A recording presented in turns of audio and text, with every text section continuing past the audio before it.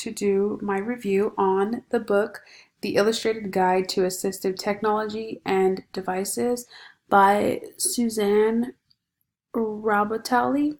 And the reason why I chose this book was because I'm planning to become a special education teacher, and assistive technology is a big part of special education, and I previously have learned a little bit about it. I wanted to kind of see where the book stood, and seeing that the book was published in 2009 and it's currently 2019, I was interested to see just what the book was about and how they went about discussing assistive technology. So, just to begin with an introduction, the author was a former business journalist, and her career in this gave her an interest in technology that helps people with disabilities break barriers in the workplace and in life spaces. So she became really interested in this, and she herself lost her hearing at age 4. So she lived a good portion of her life deaf. And because of that, she writes about disabilities a lot, and she eventually wanted to work with organizations helping them promote their diversity and inclusion initiatives. She's the founder of abledbody.com, which is a website on disability issues. I actually checked out the website myself, and it doesn't seem like it's been updated, but that's just something to note. So the thesis, I'll go ahead and begin with the thesis, is that technology is so powerful that it needs to be accessible to everyone, including people with disabilities. Okay, so go ahead and begin with the summary of the book. So Susan goes through the book, and she basically tells us what assistive technology is, and she takes us through a brief history of assistive technology. Then she talks about the different types of assistive technologies that are available for the following disability categories. So she talks about them for visual disabilities, hearing disabilities, physical disabilities, communication disabilities, cognitive and learning disorders. And so an example of how she does this is in the first chapter on visual impairment. Susan talks about how visual impairment can occur, the different types of visual impairments, and then she talks about the various things individuals with a visual impairment can use. So she talks about things such as Microsoft programs, magnifiers, and then something that she does that's actually pretty interesting is throughout the book, in certain parts, she offers tips on how you can access that resource, or just something that is just useful to know about that certain resource, and things that you can do to optimize that resource. The book constantly highlights the idea, though, that assistive technology needs to be accessible to all people. And this was shown on page 34 of the book when the author talks about how Apple almost got in trouble for not making their iTunes accessible to blind students. So this was when it first came out. And then eventually they fixed that and they saved themselves a lot of money. And then she mentions, though, how some companies are sadly failing to make these accommodations, such as movie theaters not having closed captions for deaf and hard of hearing people. So you can tell throughout the whole book that she's just really passionate about assistive technology, as, you know, it kind of benefited her when she received her cochlear implants. So now we'll go ahead and we'll get into the analysis. So this book is a great beginning guide to assistive technology. So if someone doesn't really know what assistive technology is, or they might not even know the types of assistive technology that's out there, this book is a great start. And like I mentioned before, the book was written in 2009. So obviously, you know, there's probably better technology out there than some of the technology that's mentioned in the book, and it all might be different. But like I said, this is just a good start. This is a good place for people to start and kind of have an overview of the different types of things that are available out there for people with disabilities. It gives a brief overview of what assistive technology is and the types of that are out there, like I just said.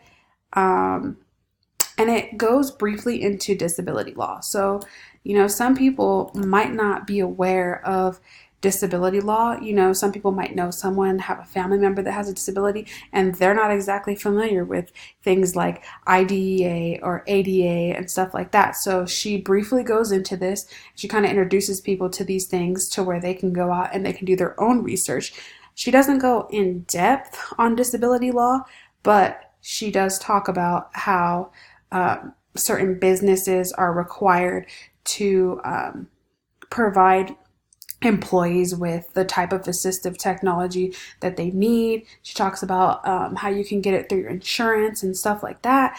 And she talks about it in the context of how it's actually mandated in the law. So that's actually good. It's a good start. Like I said, she doesn't go as in depth as someone might need, but she gives you enough information to where you can go out and you can do that research on your own. The book does a really good job, though, at just driving the point that technology needs to be accessible to all people, right? So we have technology, all these technological advances, and it shouldn't just be for people who don't have disabilities. People who have disabilities should be able to utilize these things just the same way that people without disabilities are. So that's something that she really drives throughout the whole entire book. And one of the quotes that really drives this point that I really, really liked was when she said, "Time and time again, companies spend heavily on product development and marketing, but they fail to consider people with disabilities who use their products." And that was on page 34 of her book. This brings up issues like universal design, which is where people basically have to build things that are accessible for everyone. So they need to build something that everyone can use, everyone has access to, not just for certain groups of people. And I feel like this idea is the main idea that she's trying to get across to people. So the conclusion of this would be that, like I said, technology should be accessible to all, and people need to be more aware of the resources that are out there. I think that a lot of people who have disabilities, they might not even know about all of these things that are out there. So I think that a book like this and books like this are great resources for people to educate themselves. It's really good too for teachers, because I think a lot of times teachers might not know about the types of assistive technology that's out there that we could be using for our students, or things that our districts might offer and we just have to ask about them, things that, so yeah. And another thing that I concluded from this book is that barriers should always be broken, right? There shouldn't be any barriers. People should be able to live their everyday lives as productive as possible with or without a disability.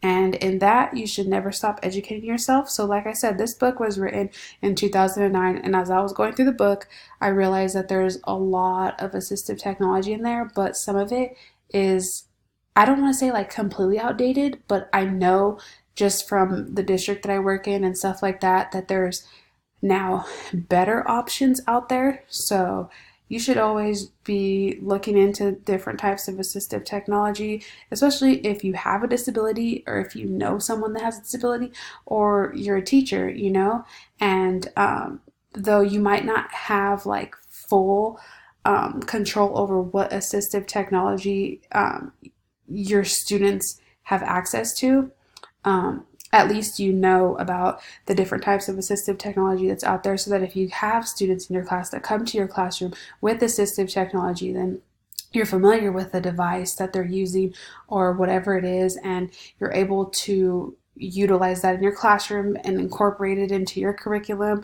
and be able to help them. That's what I mean by never stop educating yourself. So overall, I think that this book is a great start.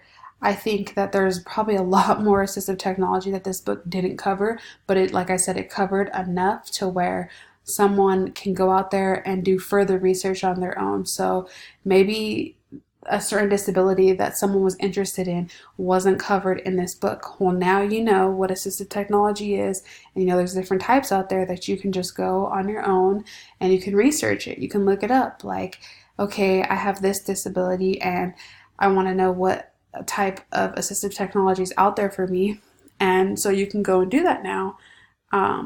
So yeah, that is my review of this book. I hope that you guys enjoyed it, and